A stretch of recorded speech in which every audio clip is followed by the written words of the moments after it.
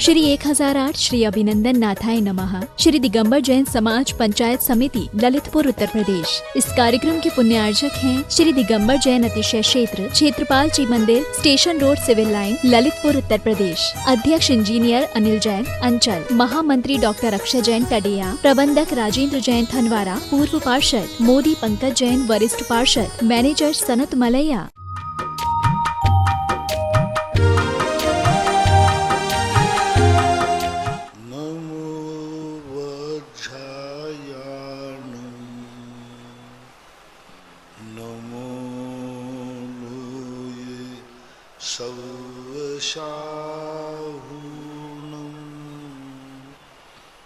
पंच परमिष्टि भगवान की जय।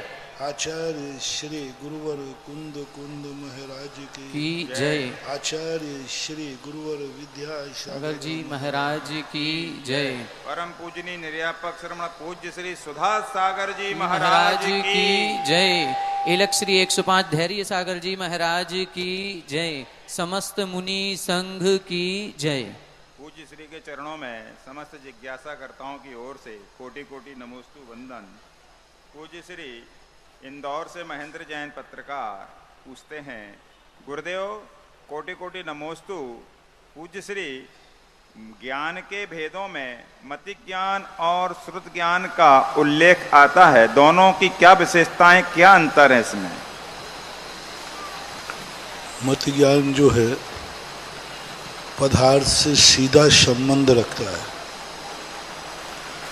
और शुद्ध ज्ञान जो मति ज्ञान के द्वारा जाना गया, देखा गया, उसकी विशेषता को जानता है।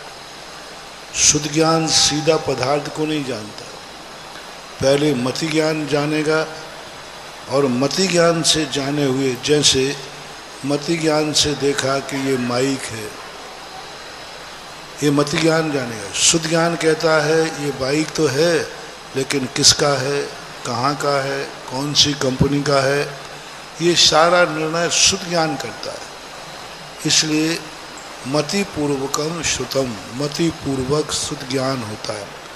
मति ज्ञान के 336 भेद होते हैं। वो 5 इंद्रियों से होता है, मन से होता है। 5 इंद्रियां और मन से होता है वो मति ज्ञान। और शुद्ध ज्ञान 2 प्रकार का होता है। एक शुद्ध ज्ञान वो होता है जो सभी जीवों के पास पाया जाता है, निगोदिया जीव के पास भी पाया जाता है। और एक मति ज्ञान, शुद्ध ज्ञान वो होता है जो मोक्ष मार्ग संबंधी शुद्ध ज्ञान। ऐसा शुद्ध ज्ञान जो है श्रुतम अनिंद्रियस्य, मोक्ष मार्ग में शुद्ध ज्ञान जो है सारा का सारा मन से उत्पन्न होता है। मति ज्ञान के द्रव्य और भाव 2 भेद नहीं होते। शुद्ध ज्ञान के 2 भेद होते हैं, द्रव्य शुद्ध और भाव शुद्ध। इतना संक्षेप में विशेषता जानना। दूसरा प्रश्न ये है, गुरुदेव कर्म के पास ना कोई कलम है ना कोई किताब है, फिर भी सारे जगत का हिसाब है उसके पास। महाराज जी, व्यक्ति कर्म करते समय खुश होता है, फिर उन्हीं कर्मों के द्वारा दुख देने पर दुखी होता है, ऐसा क्यों? कर्म को व्यक्ति जहर पी रहा है सुख के लिए, लेकिन जहर तो अंदर जाने के बाद वो तो दुख दे गई। सेल्फास खाया था व्यक्ति ने सुख के लिए, लेकिन खाने के बाद जो छटपटाहट होती है ना, फिर कहता है काश मैंने नहीं खाया होता। तो अब सुख के लिए खाते हैं। कितने कार्य व्यक्ति सुख के लिए करता है, लेकिन अंत में उसका जो फल है वो तो जैसा है वैसा ही होगा। मिट्टी खाते समय बालक को अच्छा लगता है, लेकिन मिट्टी का फल तो दुखदाई ही है। इसी प्रकार से कर्म करते समय भले तुम्हें सुख लग रहा हो, लेकिन कर्म जब उदय में आएगा तो उसका स्वभाव तो दुख देना ही है, तो वह देगा।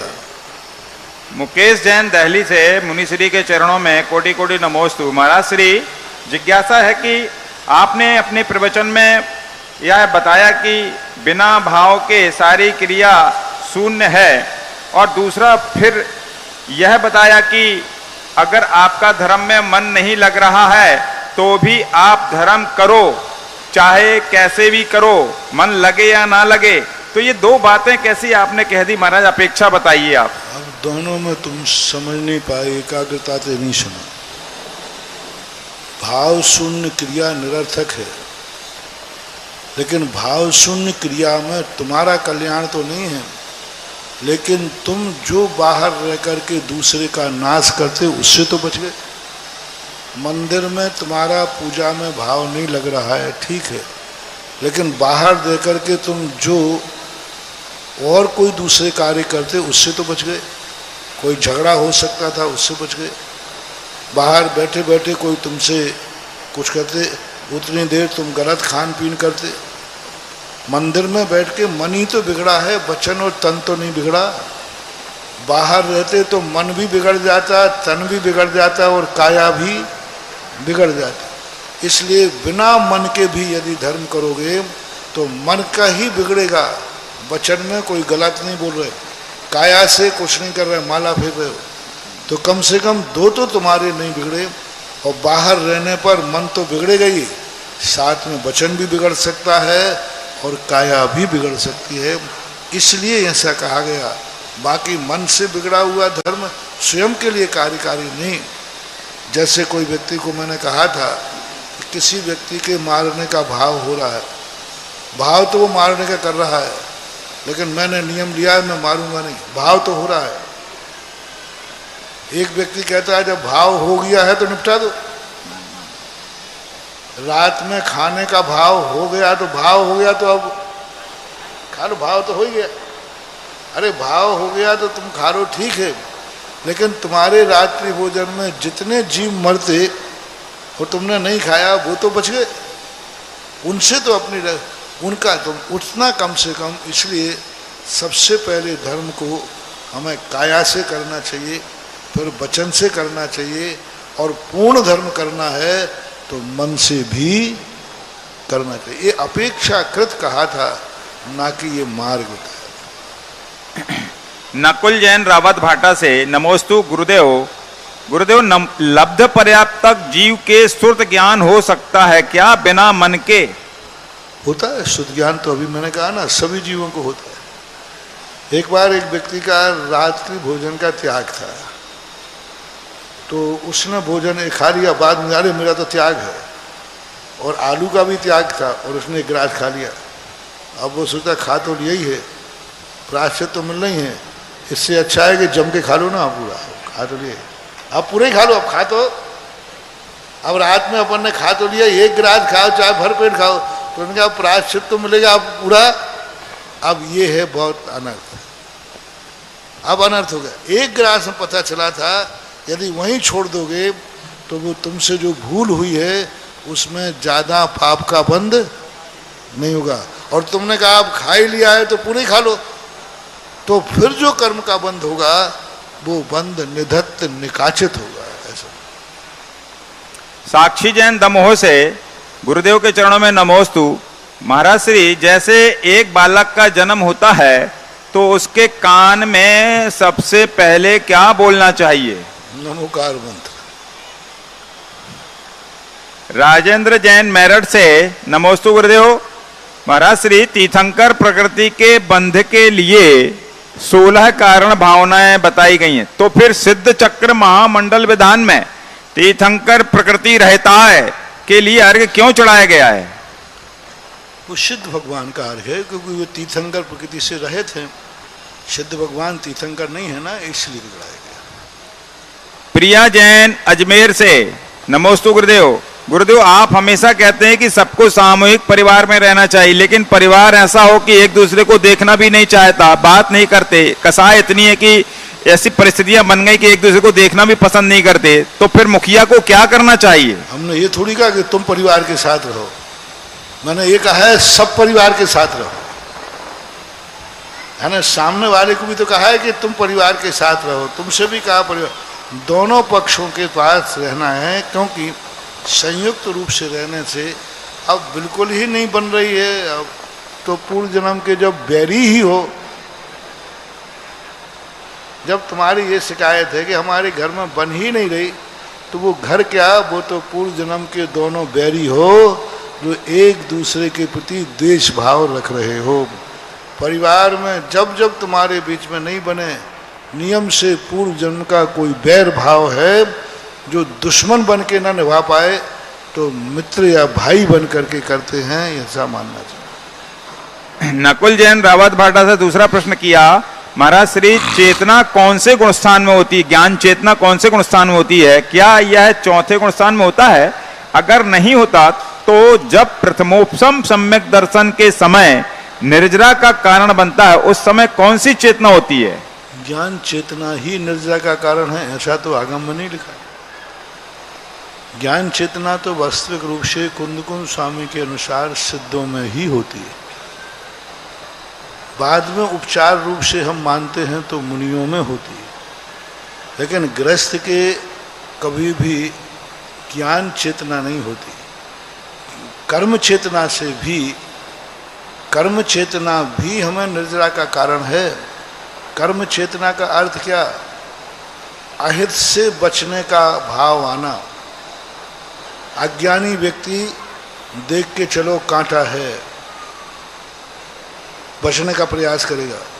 ज्ञानी व्यक्ति देख के चलो कोई जीव मर सकता है। तो दोनों अशुभ से बच रहे हैं, वो अपने दुख से बच रहा है और ज्ञानी कहता है मेरे एक पैर के कारण दूसरे को दुख ना हो जाए, दोनों बच तो जितनी कर्मों की निर्जरा होती है वो ज्ञान चेतना से नहीं, कर्म चेतना से होती है। कर्म चेतना वाला व्यक्ति अहित से बचने का उपाय करता है। ज्ञान चेतना वाला ना तो बचने का उपाय करता है ना कुछ, क्योंकि वहाँ कोई अहित कर ही नहीं सकता। सिद्ध भगवान कोई उपाय नहीं करते। ज्ञान चेतना अनुभव रूप होती है।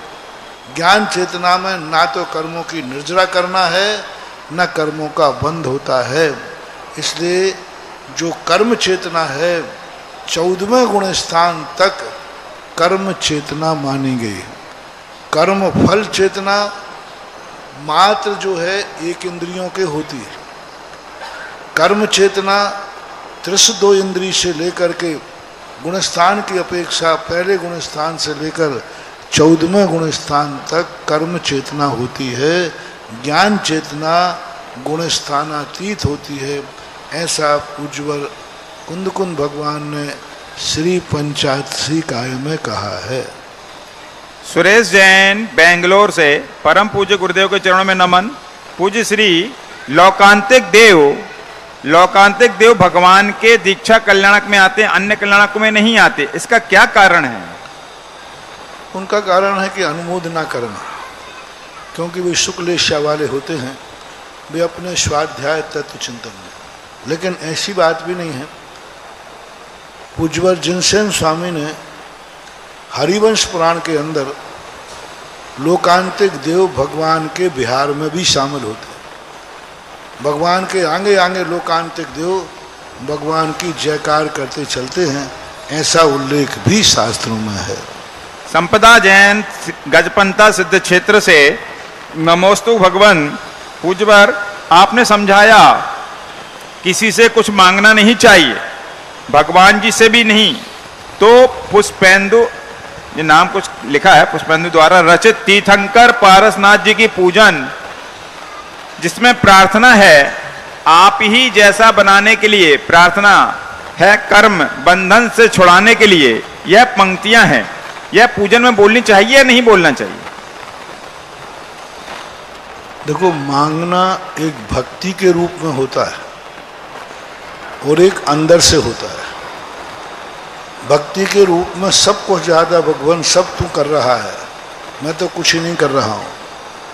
करते हैं आप प्रभुवर नाम मेरा, तो ये भक्ति है ना कि सत्य है। जैसे आप लोग कहते हैं महाराज ये दुकान आपकी है, तो ये भक्ति है ना कि सत्य है। तो भक्ति के अंदर ऐसा व्यवहार किया जाता है, भगवान मुझे ये दो, मेरे दुखों को हरो, मेरे पर प्रसन्न हो, प्रसिदंतु नः, शांति धारा में आता ना, प्रसिदंतु नः, हे भगवान मेरे पर प्रसन्न हो, दुख को मेरे कर्मों का क्षय करो। तो ये भक्ति के अंदर ऐसा कहा जाता है। तत्व दृष्टि तो यही रखती है कि नहीं, ऐसा ना था ना है। ऊपर से कह रहे हो मगवन आप महाराज, ये मकान आपका ही, दुकान आपकी, लेकिन अंदर से निर्णय तो क्या है, महाराज की नहीं, ये मेरी ही है। तो ये भक्ति का स्वरूप ऐसा होता है। भक्ति के स्वरूप को सिद्धांत नहीं मानना, भक्ति के स्वरूप को सिद्धांत मत मानना, और भक्ति को कभी सिद्धांत मत बनाना। हम मुनिराज को तुम कहते चलते फिरते सिद्धों सम चरणों में शीश झुकाता हूँ। अब बताओ, सिद्ध कभी चलते फिरते है ही नहीं, सपा झूठ, एकदम 100% झूठ बोलते हैं। यानी तुम लोग हम महाराजों को इतना बुद्धू बनाते हो, वो तो हम तुम्हें जानते हैं कि तुम बटरंगबाजी कर रहे हो,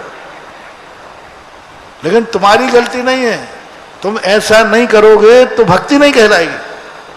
जो महाराज हैं उतने ही गुण कहना ये भक्ति नहीं है। उसमें तुम्हारी भक्ति क्या की है? वो तो महाराज हैं। भक्ति किसे कहते हैं? गुणोस्तोकम सदुल्लंग तद बहुत कथा स्तुति। यानी जो गुण उनमें नहीं है, उन गुणों को भी भक्ति में मंडित करने का नाम भक्ति है। अपन तो जितना है उतना ही करूँगा। महाराज हैं तो महाराज जी मानूंगा, आगे पीछे मैं नहीं मान। मैं झूठ नहीं बोल सकता, मैं सिद्धांतवादी हूँ, मत बोलो। भक्ति का फल नहीं मिलेगा, भक्ति का फल नहीं मिलेगा। भक्ति का फल कब मिलेगा? जब तुम बिल्कुल झूठ बोल रहे हो। सिद्ध कभी चलते फिरते होते नहीं, और महाराज कभी सिद्ध है नहीं, लेकिन तुम तो लगे हो कि सिद्धों सम चरणों में शीश झुकाता हूं। अब यदि तुम्हारी बात को मैं सही मान लूं और कल से कहूं आई एम सिद्ध, गवाह हैं इतने सारे लोग, तो हमारा तो कबाड़ा हो जाएगा। इसलिए ये भक्ति है, छोड़ना नहीं। भक्ति ऐसी ही होती है, जिसके प्रति अपनी भक्ति होती है उसके प्रति वह गुणानुवाद। जैसे कल कहा था ना पारसनाथ में, भगवान को देख करके भगवान बनने का भाव आ जाना, ये गलत नहीं है, ये गलत नहीं है, लेकिन इस भाव में चमत्कार नहीं होगा। वो तो स्वार्थ है। क्यों भगवान पास आए? क्योंकि भगवान के पास जाने से हम भगवान बन जाएंगे। यानी एक जूनियर सीनियर के पास जा रहा है तो उसका स्वार्थ है कि वो सीनियर है इसलिए जा रहा है। स्वार्थ है कि मैं जूनियर हूँ, वो सीनियर है। अपन लोग भगवान के पास जा रहे हैं, भगवान मुझे भक्ति करना है, क्यों? मैं तो आपकी भक्ति से भगवान बन जाएंगे। वो तो स्वार्थी है। वास्तविक भक्ति चमत्कार कब होगा? मुझे भगवान बनना नहीं है, मुझे तो बस आप जिस ऊंचाई पर पहुंचे हो, मुझे तो आपकी ऊंचाइयां देखकर आनंद आ रहा है। जैसे आज प्रातःकाल प्रवचन में कहा था, कमल कहता है मुझे कोई मतलब नहीं, मैं कीचड़ में ही हूं, लेकिन कोई तो आकाश में है, उसको देख करके प्रभावित। तो जब कभी स्वयं व्यक्ति अच्छा नहीं बनता है, लेकिन दूसरे की अच्छाइयां देख करके उसके अंदर गुण शुभ प्रमोदम भाव आता है। स्वयं कुछ भी नहीं, गुणहीन है, स्वयं गुणहीन है, लेकिन गुणवान को देख कर उसको गुण भाव आ रहा है। इसमें चमत्कार है, इसमें चमत्कार होगा, भक्ति होगी। ओहो गुणवान है। तो भक्ति का रूप ऐसा ही होता है। वो कहता है मैं भली कुछ नहीं हूं, मैं भली सब दोषों से युक्त हूं, लेकिन मेरा भगवान 18 दोषों से रहते, बस उसी को देख कर कह रहा आओ भाग्य मेरा उदय आयो। क्यों भैया ऐसा क्या हो गया? बोले मैं भली शुद्ध नहीं हूं, लेकिन मेरा भगवान शुद्ध है। तो ये भक्ति कहलाती है।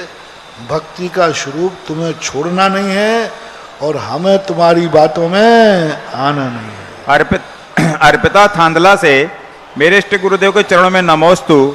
महाराज श्री ऋजु गति और इशु गति में क्या अंतर है? ऋजु गति और इशु गति में एक ही बात है। ऋजु गति और इशु गति दूसरा एक ही नाम है। सीधी गति को जैसे बाण, इशु यानी बाण, जैसे बाण की गति सीधी होती है उसको इशु बोलते हैं, और ऋजु गति का अर्थ है जो श्रेणीबद्ध रूप से जाता है। वो दोनों एक ही बात है। ऋजु गति का उदाहरण है इशु गति, ऋजु गति का। हाँ वो उदाहरण है।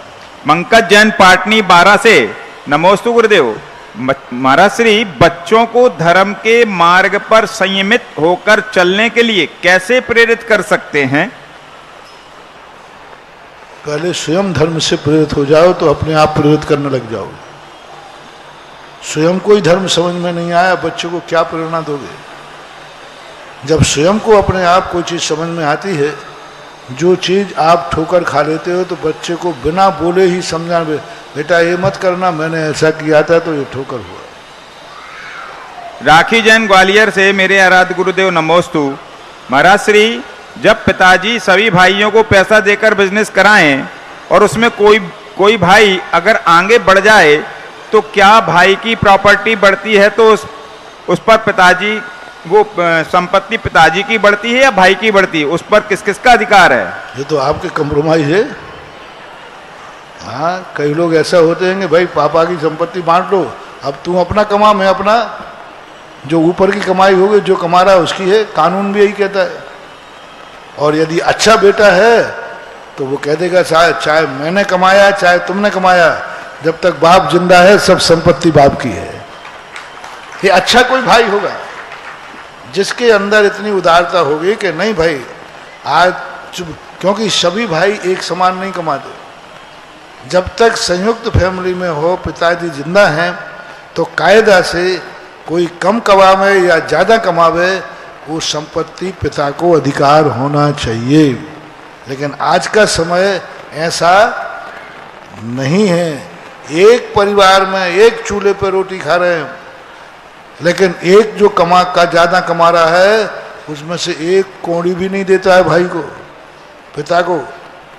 यहाँ तक कि पिताजी आपकी कमाई आप जानो, भाई की कमाई जाम जाने, और मेरी कमाई मैं जानूं। तो ये कलयुग है, इसमें जितना अच्छा चल जाए चलाओ, बाकी जो है सो है। महावीर की जय। अमिता जबलपुर से महाराज श्री के चरणों में नमोस्तु। महाराज जी, मंदिर की वेदी में जहाँ भगवान विराजमान होते हैं, वहाँ विराजमान के ऊपर लिखा है जय जिनेन्द्र लिखा है, तो क्या ये उचित है? कोई बात नहीं, जिनेन्द्र जयवंत तो है, इसका अर्थ है लिख सकते। अशोक कुमार गांधी 16 अहमदाबाद, नमोस्तु महाराज जी। हमारी मृत्यु होती है तो अगले भाव में हमारे साथ कर्म और ज्ञान दोनों साथ आते हैं या सिर्फ हमारा कर्म आता है? धर्म जो है कर्म के रूप में परिणत होके आता है। धर्म तो वहीं छूट जाएगा। जो ज्ञान कर्म और ज्ञान है, जो ज्ञान, जिस ज्ञान की आप बात कर रहे हैं, वो ज्ञान भी वहीं छूट जाएगा। उस ज्ञान के बदले जो तुमने पुण्य कमाया है, प्रकृति की एक व्यवस्था है कि तुमने अच्छा कर्म किया, अच्छा धर्म किया, व्रत लिए, तो जो तुमने यहाँ लिए हैं वो सब यहीं छोड़ना पड़ेगा। लेकिन उसके बदले में जो आपने कर्म बांधा है, वो पुण्यानुबंधी पुण्य तुम्हारे दूसरे भाव में साथ जाएगा, और वहाँ दूसरे भाव में वो तुम्हें फिर से पुण्य कराने का मौका देगा। वो कहेगा देखो तुमने पुण्य छोड़ दिया था, वहाँ छूट गया मरने से, अब लो मैं फिर से मौका देता हूँ। वो पुण्य आपका इस धर्म को अगले भाव में भी वो धर्म मिलाएगा। जैसे आपने कहा कि मैं जैन कुल में जन्मा हूँ और मैंने बहुत अच्छे कर्म किए, अब ये जैन कुल तो साथ जाएगा नहीं, लेकिन मरने के बाद जैन कुल में जो तुमने अच्छा कर्म किया उसमें पुण्य का बंध होगा, और वो पुण्य तुम्हें अगले भाव में जैन कुल में ही पैदा कराएगा, क्योंकि तुम्हारे पूर्व भाव का निमित्त बना हुआ है। यूँ कहना चाहिए ये सब टिकट दे देता है तुम्हें कि टिकट को लेकर जाओ, तुम्हें वहाँ एंट्री मिल जाएगी। और धर्म कभी कभी संस्कार रूप में भी आता है, और संस्कार जो होता है वो कोई ना कोई कर्म का सहारा लेता है। पायल जैन आगरा से मेरे गुरुदेव को नमोस्तु। महाराज श्री, जिज्ञासा यह है कि प्याज का बीज होता है कलौंजी, तो क्या जैन लोग उसको खाते हैं? तो क्या उसको खाने में उतना ही दोष लगेगा जितना प्याज खाने में लगता है? जिज्ञासा समाधान। प्याज अलग चीज है, प्याज का बीज अलग चीज है। मूली अलग चीज है, मूली के सेंगर, मूली के ऊपर सेंगर होती है ना, वो तो सब खाते हैं, मूली नहीं खाते। तो प्याज में और कलौंजी में अंतर। कलौंजी मादक नहीं होती, कलौंजी में मादकता नहीं होती, जमीन के अंदर होने मात्र से गड़ंत नहीं हो गया। जैसे मूंगफली, मूंगफली कहाँ होती है, लेकिन वो गड़ंत में, क्योंकि उस जो तुम खाते हो उसका संबंध सीधा मिट्टी से नहीं है। मिट्टी के ऊपर एक कवर है, छिलका, वो छिलका से संबंध है, इसलिए जो अंदर बीजी है वो मूंगफली गड़ंत में नहीं आती। इसी प्रकार कलौंजी मादक नहीं होती, कलौंजी के, लेकिन फिर भी कलौंजी खाने की प्रथा अपने यहाँ बहुत ही नगण्य है। मैं सुन ही पहली बार रहा हूँ।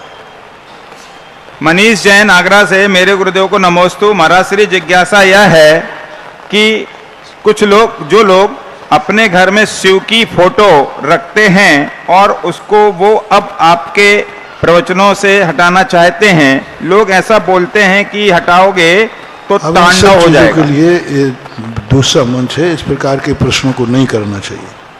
महेंद्र जैन इंदौर से, नमोस्तु गुरुदेव। आप अक्कड़ और घमंड मानसिक बीमारी है और इसका इलाज अच्छे से प्रकृति गुरु ही कर सकते हैं, तो फिर महाराज जो लोग अक्कड़ घमंड करते हैं उनके लिए क्या उपचार है? अक्कड़ और घमंड तो क्या करें? अकड़ है तो अकड़ना दो, तुम्हारे लिए क्या तकलीफ हो रही है? अकड़ना और घमंड कोई तुम्हारे लिए तो कुछ कर देना, वो अकड़ रहा है, अकड़ना दो, अपने आप अकड़ के रह जाएगा। अकड़ने वाला अपने आप अकड़ के रह जाएगा, उसको अपने आप कर्म से देगी। उसके लिए क्या उपदेश दे सकते? वो खुद ही, जब अहंकारी व्यक्ति जब स्वयं चोट लगती है तभी चेतता है, बाकी उसके अहंकार को कौन चूर करता है? कि अहंकार में पुण्य कर्म के उदय से अहंकार पनपता है और फिर उस अहंकार पाप करा करके उसको नीचे गिरा देता है। नीलेश जैन जबलपुर से, महाराज श्री मेरी नमोस्तु। मेरी जिज्ञासा यह है, मेरी पुत्री जिसकी उम्र 3.5 वर्ष है, मंदिर जी में दर्शन करते समय भगवान को गलती से स्पर्श करती है। महाराज जी उसका हम लोग प्रायश्चित करते हैं, तो क्या उस कर्म का जो बंधन है उस प्रायश्चित से वो निर्जरा हो सकती है उसकी? बच्ची ने छू लिया और उन्होंने प्रायश्चित कर लिया, तो बच्ची ने 3.5 साल की बच्ची ने भगवान की प्रतिमा छू ली, सावधानी रखना चाहिए। तो इनने प्रायश्चित किया तो उससे कर्म बंध की निर्जरा हो जाएगी? तुम्हारी सावधानी से हुआ है तो कर्म तो थोड़ा बहुत बंद होगा, पश्चाताप करने से सजा कम हो जाएगी। वैभव जैन बिजनौर उत्तर प्रदेश से, गुरुदेव के चरणों में नमोस्तु। आपने इष्ट देव, इष्ट गुरु, इष्ट तीर्थ आदि के बारे में बताया था। क्या हम उन भगवान, तीर्थ व गुरु को इष्ट मान सकते हैं जिनके हमने साक्षात दर्शन तो नहीं किए, लेकिन टीवी मोबाइल में उनको देखकर सुनकर हमारी भावनाएं जुड़ गई हैं? कर सकते। डॉक्टर साकेत जैन बाकल बहरी बंद से, गुरुदेव नमोस्तु। ऋषि मुनि यति यनगार इन साधकों में परस्पर कैसी भिन्नता है एवं इनमें विद्यमान रिद्धियां एवं गुण किस तरह पाई जाती हैं? कई बार बता चुका हूं इस संबंध में।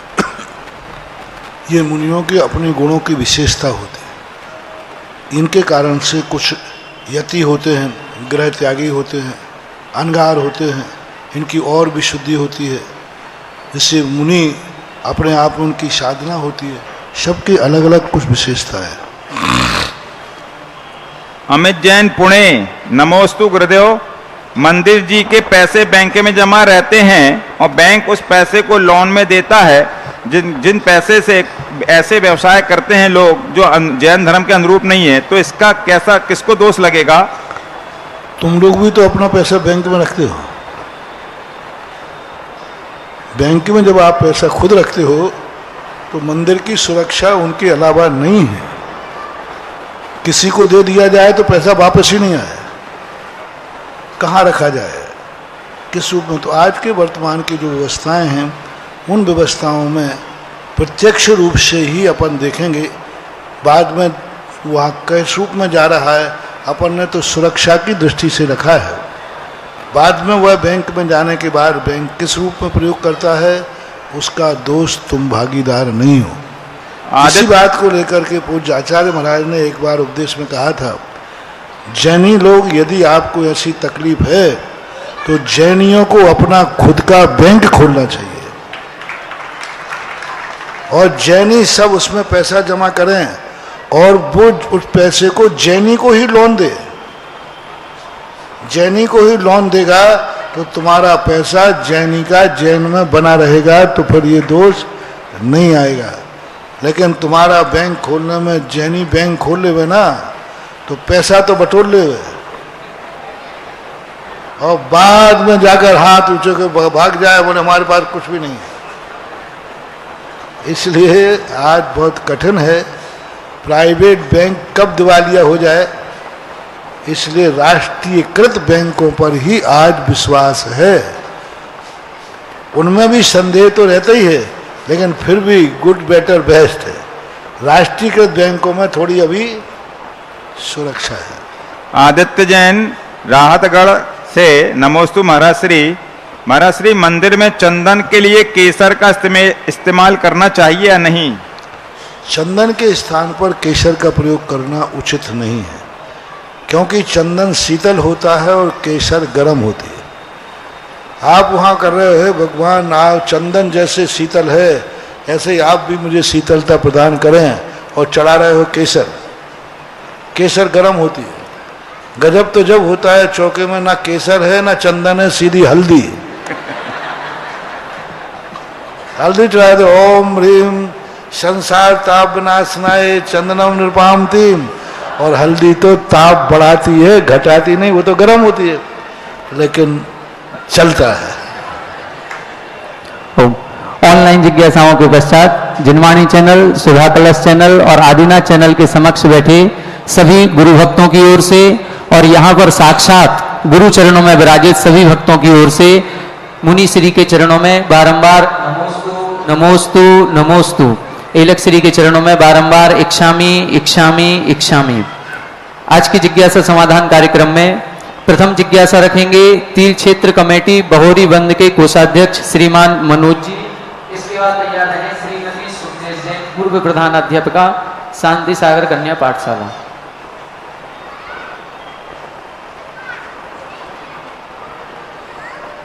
रक्षाबंधन पर्व के लिए जिनके नाम आए हैं, जिन्होंने 11,000 रुपए की राशि से 700 उपसर्ग विजेता मुनिराजों की श्रीफल अर्पण करके भक्तिभाव पूर्वक पूजन करने का सौभाग्य अर्जित किया है, श्रीमती गुणमाला जी, शिखरचंद जी, रविंद्र जी, निधि, राखी, प्रभाकर, रागनी, रोहित, ऋचा, हर्षित, अर्चित, समस्त अलिया बिड़ी पत्ते वाले ललितपुर, श्रीमान प्रदीप जी, मीना जी, अनुज जी, प्राची जी, सुरभि जी, टेसु जैन, छिंदवाड़ा मध्य प्रदेश, श्रीमान अजय जी, आनंद जी, साइकिल वाले ललितपुर, श्रीमान राम प्रकाश जी, संजीव जी, ममता स्पोर्ट्स परिवार ललितपुर, श्रीमान शिखरचंद जी, रविंद्र जी, रोहित जी, अलिया परिवार ललितपुर।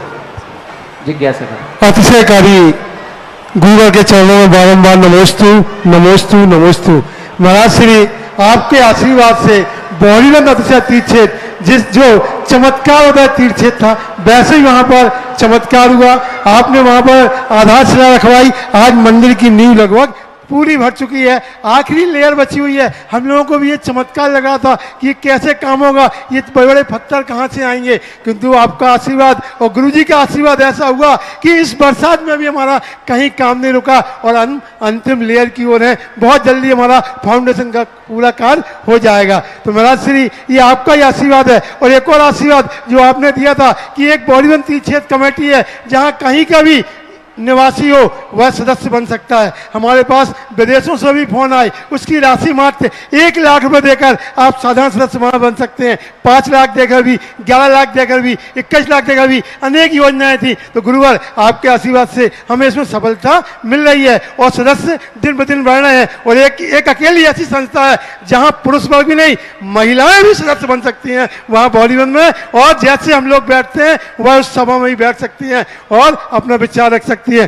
तो गुरुदेव इसी संदर्भ में मेरा एक प्रश्न है कि दान दाता तो बहुत होते हैं, कोषाध्यक्ष के नाते मैं उन्हें कभी कभी फ़ोन भी कर देता हूं कि आपकी दान की राशि लिखी हुई है, आपने अभी तक नहीं भेजी है, कृपया कर भेज दें। तो कभी कभी वो लोग नाराज़ भी हो जाते हैं और एक ऐसा कह देते हैं कि हमने आपसे कोई उधार नहीं लिया, आप बार बार फ़ोन ना करें। तो महाराज श्री, मैं चाहता हूँ आप ऐसा कोई रास्ता बता दें कि हमारा तीर्थ क्षेत्र का भी काम हो जाए और दान दाता को भी खराब न लगे। नमोस्तु महाराज जी। एक माँ जी थी, उन्होंने क्या किया कि तपस्या की, देवता प्रसन्न हुआ तो देवता ने कहा माँ जी एक वरदान मांगना।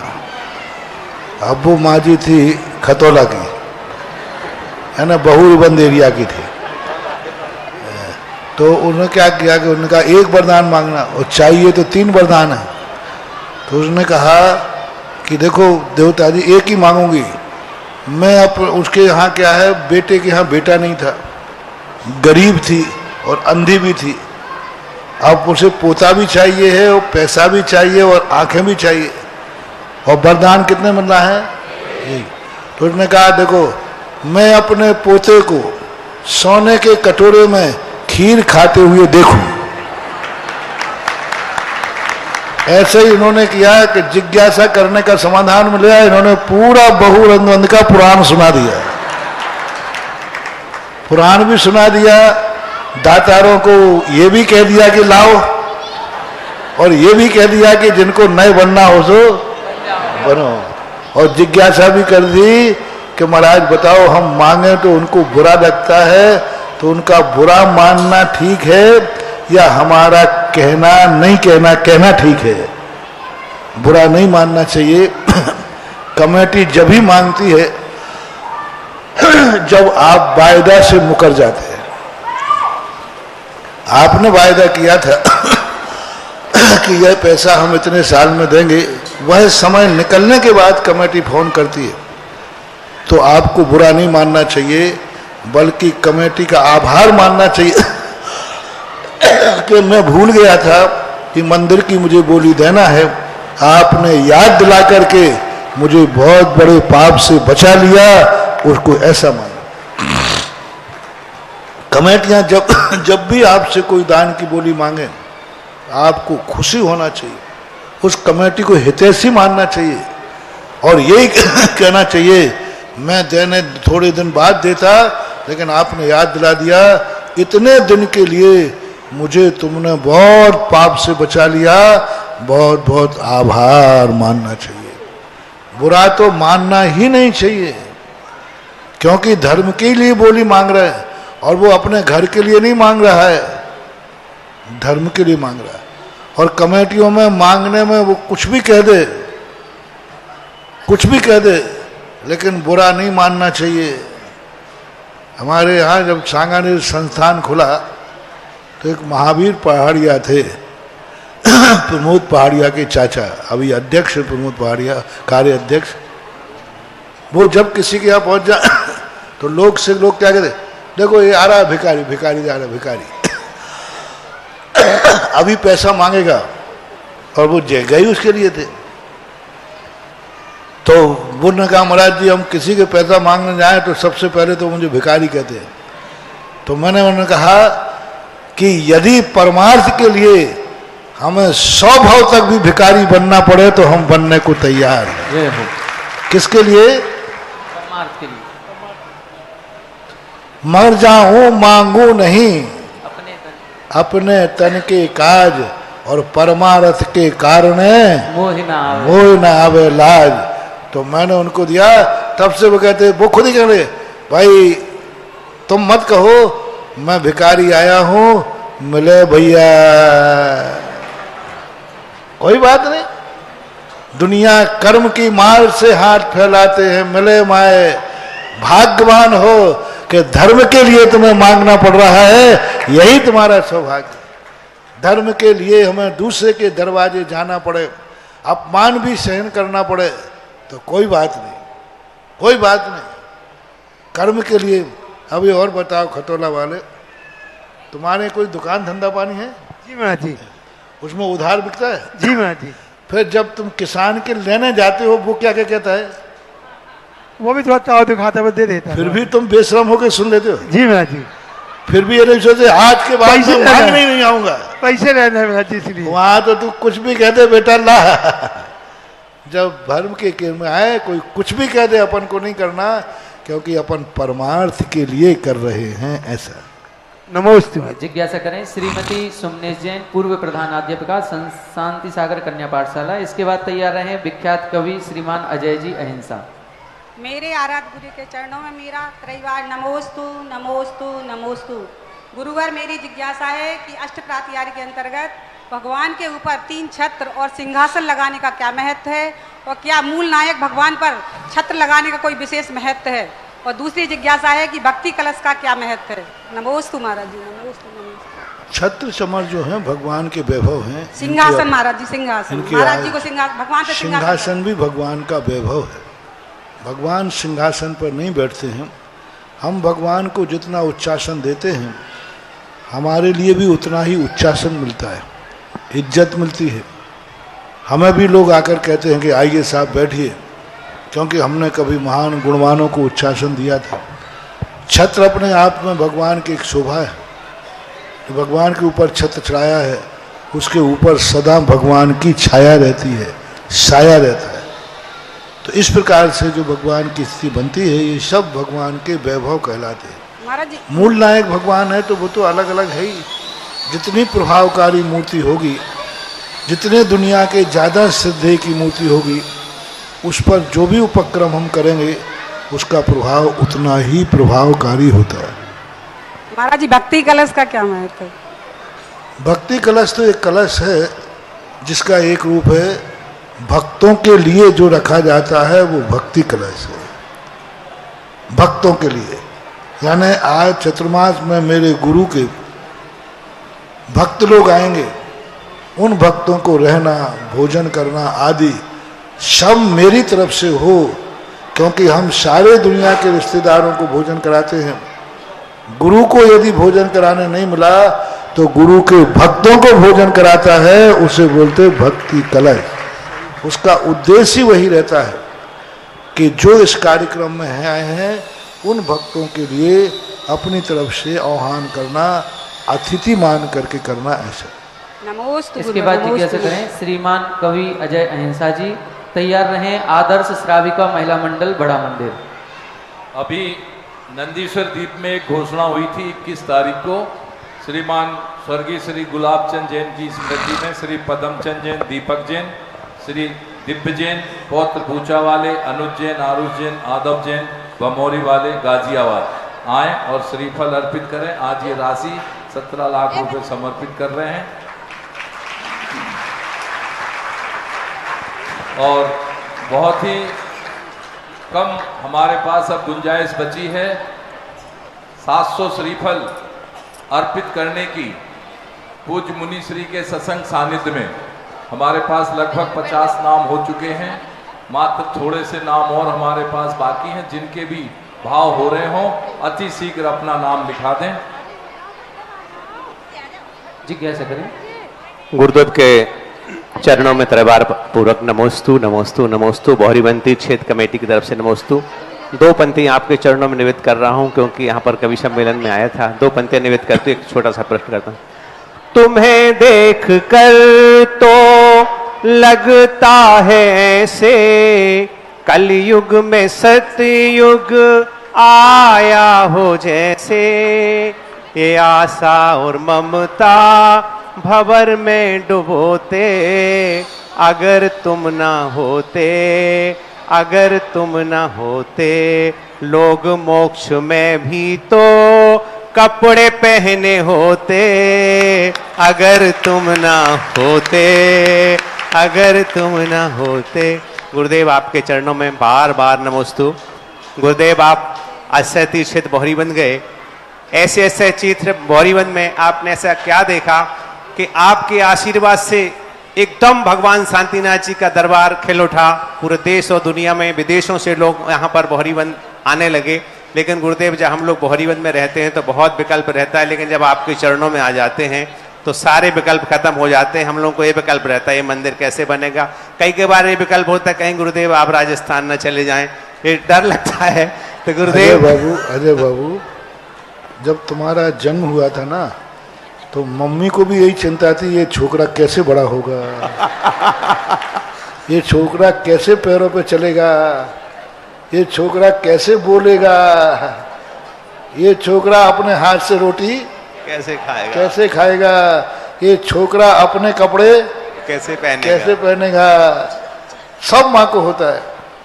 अब अपने हाथ से खाने लगे कि नहीं? खाने लगे, पैंट भी पहनने लगे, खड़े भी होने लगे, सब करने लगे। जैसे जिंदगी एक असमर्थ रूप में जन्मती है, लेकिन कुदरत अपने आप रास्ता देती है कि व्यक्ति स्वयं अपने आप में होता है। इसी प्रकार चिंता मत करो। बहोरी बंद की तुम चिंता करो कि कैसे बनेगा, पर तुम चिंता मत करना, वो तो बन रहा है, बनेगा और बहुत अच्छा बनेगा। गुरुदेव आपके चरणों और में वो बनने के लिए ही किसी भी चीज की शुरुआत होती है, तो उसका जिसने जीवन दिया वो कफन भी देगा, जिसने पेट दिया वो रोटी भी देगा। तो जो चमत्कारी क्षेत्र, चमत्कार उदय तीर्थ क्षेत्र है, वो क्षेत्र है, तीर्थ क्षेत्र है। तो तीर्थ क्षेत्र में स्वतः ही एक एनर्जी होती है कि वो अपना कहीं ना कहीं से निमित्त ऐसा मिलाएगा कि सारे कार्य अपने आप होते चले जाएंगे। और दूसरी बात है, बहोरी बंद क्षेत्र कोई कमजोरों का क्षेत्र है क्या? अरे बहोरी बंद के आसपास कटनी, जबलपुर ऐसे लोग रहते हैं जो बहोरी बंद जैसे 10 क्षेत्र बना सकते हैं। और जिन ब्रह्मा विष्णु महेश को सौंपाया, वो बाद में मैंने पछताया कि मैंने 3 को 1 सौंपा है, बल्कि तीनों को अलग अलग क्षेत्र सौंपना था। 3 को 1 सौंपा है, और ये तीनों धुरंधर ऐसे थे कि तीनों को एक 3 क्षेत्र सौंप दे तो भी इनके कुएं में से कुछ कम होने वाला नहीं है। ऐसा है, सब होगा बहुत अच्छा। महाराज जी, ब्रह्मा जी साथ में हैं, 2 शब्द आपके चरणों में। महाराज जी, आपके आशीर्वाद से बहुत अच्छा काम हो रहा है, और आपका आशीर्वाद बना रहा है, वो कंप्लीट भी हो जाएगा। होगा, सबकी तरफ से नमस्ते। चलिए अगली जिज्ञासा देखो करें। क्या है, देखो दान, पहले आप लोग, अब आजकल क्या, तुम नलों का पानी पीते हो, पहले कुओं का पानी होता था। गांव वाले जो होंगे उनको मालूम होगा, गर्मी के दिनों में शाम को कुआं पूरा सूख जाता था, सब भर लिया। अब कोई नया व्यक्ति आए बाहर का, तो वो कहे कल तो ये गांव प्यासा मरेगा, और रात भर में कुएं में कहाँ पानी आ जाए कि सुबह 5 बजे जब कोई बाल्टी डाले, डुब डुब डुब। तो हमारे दानी का घर कुएं के समान होता है, जो दिखता है कि इसमें कुछ नहीं है, और बाल्टी डालो तो निकल आता है, तो निकलता चला जाता है, बनता जाएगा, बहुत अच्छा। जिज्ञासा करें। आदर्श श्राविका मंडल बड़ा मंदिर, इसके बाद तैयार रहेंगे श्रीमान चंद्रपाल जी शास्त्री बांसवाड़ा। आदर्श श्राविका मंडल की तरफ से नमोस्तु एवं कामरा परिवार की तरफ से नमोस्तु नमोस्तु नमोस्तु। हे महाराज जी, हमारी जिज्ञासा है कि 16 कारण पर में कोई देवता तो रहते नहीं, पर जब हम उनकी पूजन करते हैं तो कहते हैं अत्र अठाठा स्थापनम, तो हम किसे बुलाते हैं महाराज जी इसके, और हमें इसके ऐसे कैसे भावना को भाना चाहिए? हम तीर्थंकरों का आह्वान करते हैं, क्योंकि तीर्थंकर एक प्रकृति है, जड़ प्रकृति है, लेकिन तीर्थंकर प्रकृति में हम उनको बुलाते हैं जो तीर्थंकर प्रकृति को बंद करते हैं। 16 कारण भावना पा करके जिन्होंने फल पा लिया है, उनको अपन आह्वान करते हैं, ऐसा मानते। और हम महिलाओं को 16 कारण भावना कैसे भावना चाहिए? जैसा लिखा है वैसे भाव। दर्शन विशुद्धि लिखी है तो दर्शन विशुद्धि रखो, मन में भाव करो कि हम सच्चे देव साथ गुरु ही हमारा देव है, गुरु है। भावना करो विनय की, हम सदा बड़ों की विनय करेंगे। तो जो भावना जिस नाम वाली है, उस नाम के अनुसार अपने जीवन को ढालना ही भावना का भाना है। जिज्ञासा करें श्रीमान चंद्रपाल जी शास्त्री बांसवाड़ा, इसके बाद तैयार रहें विद्या पूजा मंडल ललितपुर की सभी सदस्याएं। मेरे जीवन को दिशा व दशा प्रदान करता एवं वागड़ राजस्थान के श्री वीरोदय तीर्थ क्षेत्र के प्रणेता परम श्रद्धेय मेरे गुरुवर मेरे भगवान श्री जी के चरणों में मेरा व मेरे परिवार का कोटिश कोटिश त्रिकाल नमोस्तु। नमोस्तु भगवान, नमोस्तु। मेरी जिज्ञासा है महाराज श्री, किसी भी कार्य के संपन्न होने में उपादान व निमित्त महत्वपूर्ण होते हैं। जिज्ञासा यह है कि उपादान व निमित्त में महत्वपूर्ण क्या है? महत्वपूर्ण दोनों हैं। उपादान में कार्य होता है, उपादान ही नहीं है तो कार्य कहाँ होगा? निमित्त के बिना कार्य नहीं होता है तो निमित्त के बिना कार्य कैसे होगा? दोनों बराबर नंबर चाहिए, एक अंश भी कम है। हेतु द्वया विष्कृत कार्य लिंगा।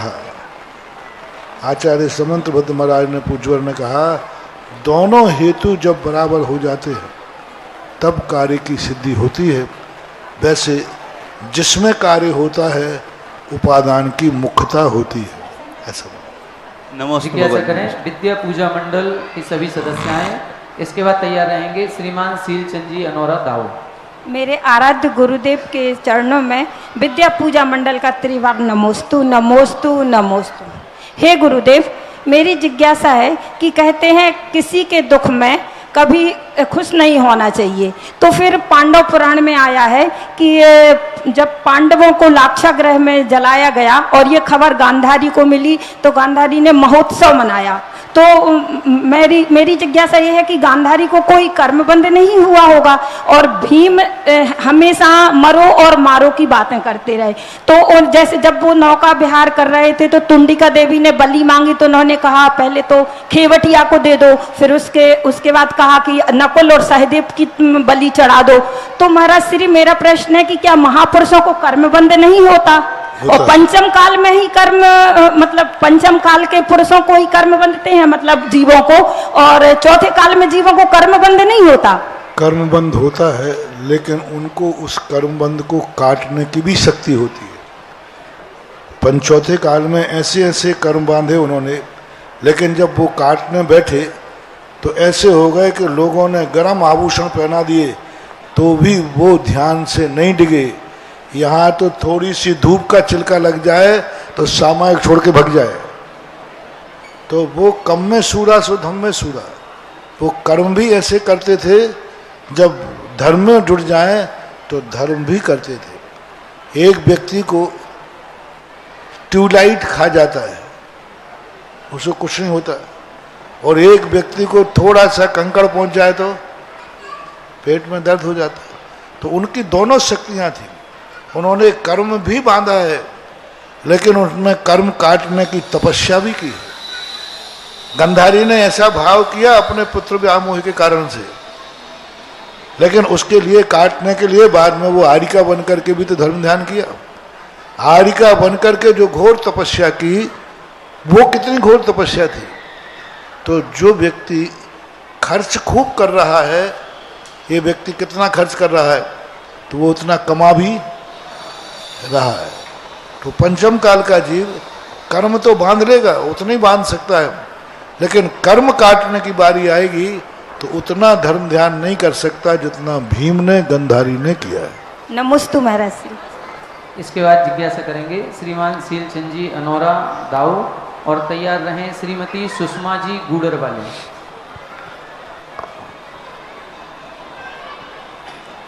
मेरे को और अभी श्रीफल चढ़ाने हेतु नाम हमारे पास आए हैं श्रीमान दयाचंद जी शास्त्री जी, संजीव राजीव अश्विनी एवं अजय, समस्त भैलोनी वाले परिवार बार एवं श्रीमती सुगंधी भाई, प्रमोद कुमार, श्रीमती श्वेता, हर्षित, अंशिका जैन, बहेरिया वाला परिवार सागर।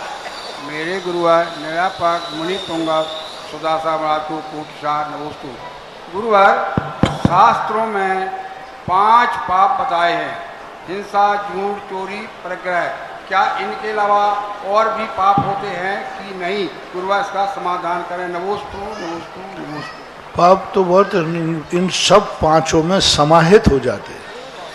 5 को संक्षेप में कहा है। हिंसा एक ही प्रकार की नहीं होती, हिंसा बहुत प्रकार की होती है। झूठ एक ही प्रकार का नहीं होता, बहुत प्रकार के होते हैं। तो इन 5 में संसार के सारे पाप समाहित हो जाते हैं। इनको यदि अलग अलग करो तो 5 पापों में शराब पीना नहीं, शराब को पाप नहीं कहा। कोई कहा इसमें हिंसा, झूठ, चोरी, कुशील, परिग्रह, लेकिन इसमें ये थोड़ी कहा शराब पीना पाप है। कहाँ लिखा?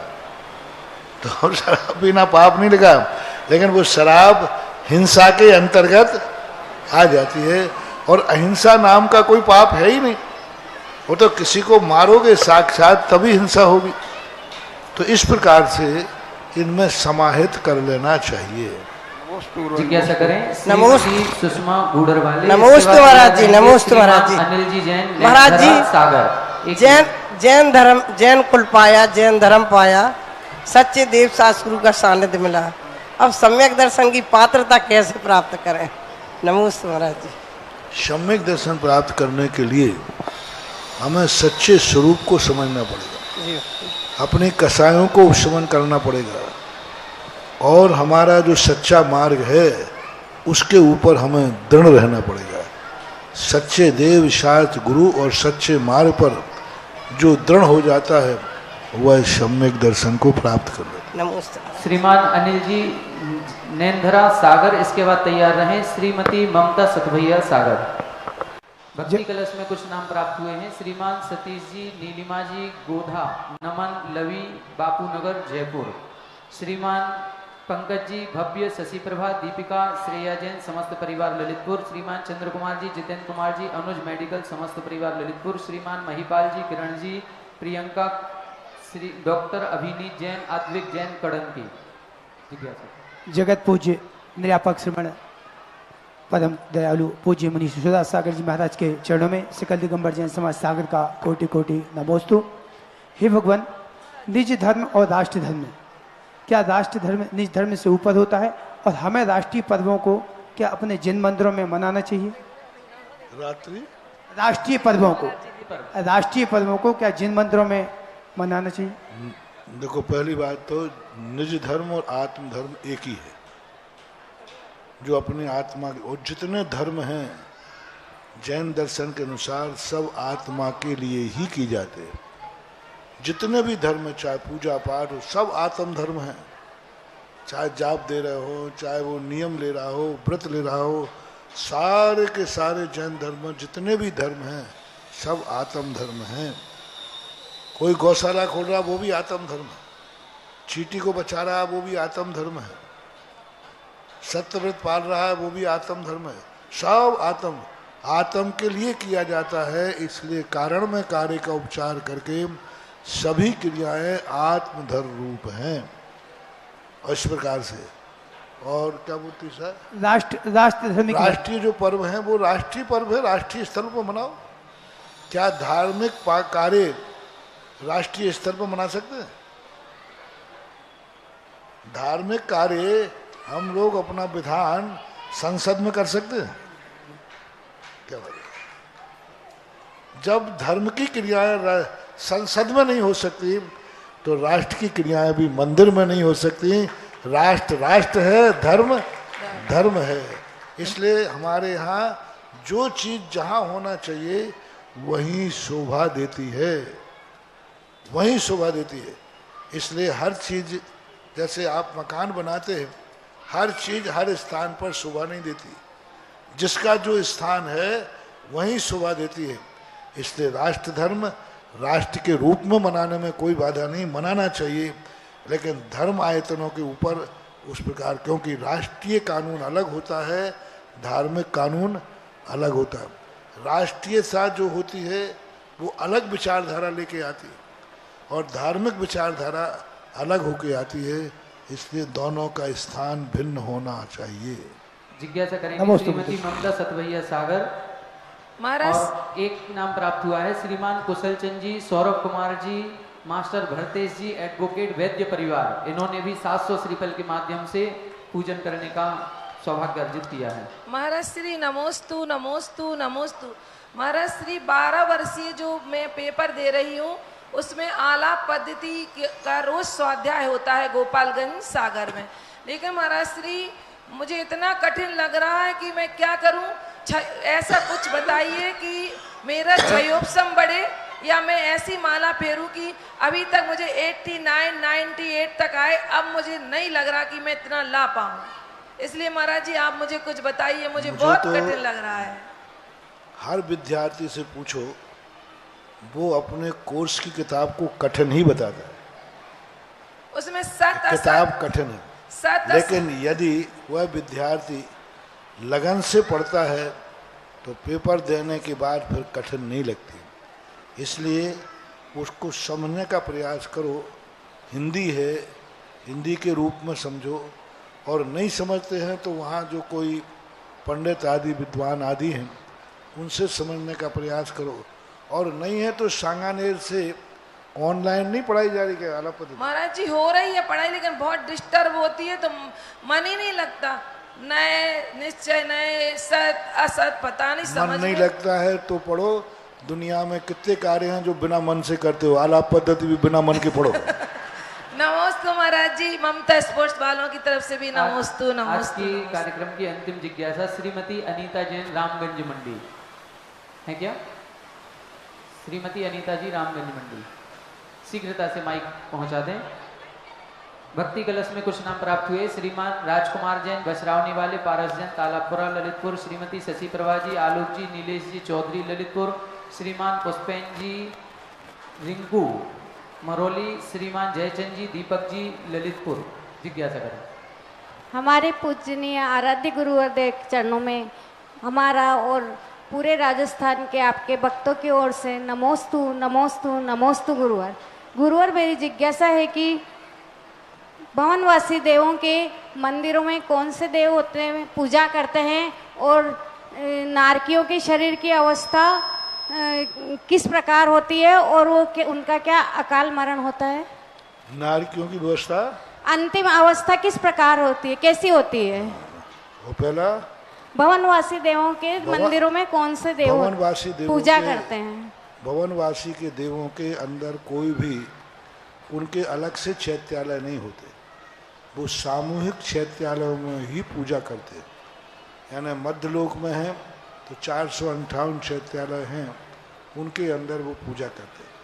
उनके अलग से, क्योंकि उनकी उपास्याएँ भवन रूप में नहीं होती, कहीं वृक्ष पे होती हैं, कभी खोए में होती हैं, तो उनके जिनालयों का उल्लेख अलग से नहीं मिला।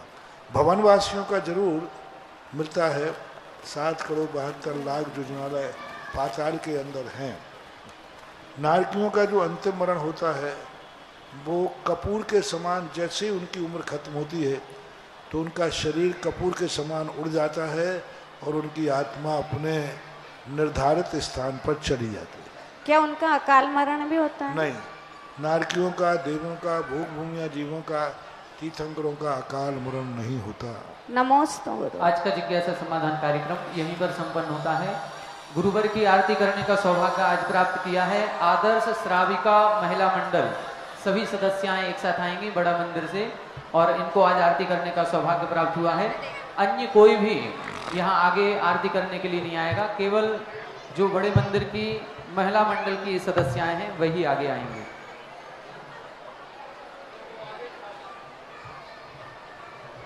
सात 700 श्रीफल के माध्यम से रक्षाबंधन महापर्व पर 700 उपसर्ग विजेता मुनिराजों की पूजा भक्ति करने का सुअवसर आपको प्राप्त हो सकता है मात्र 11,111 रुपए में। जो भी महानुभाव यह सौभाग्य अर्जित करना चाहें शीघ्राति शीघ्र अपने नाम दे दें। मात्र 2 दिन और शेष हैं, क्योंकि फिर व्यवस्था करने में भी हम व्यवस्था नहीं कर पाएंगे, टाइम चाहिए, इसलिए 2 दिन में आप अपने नाम दे दें। आरती प्ले कर दें।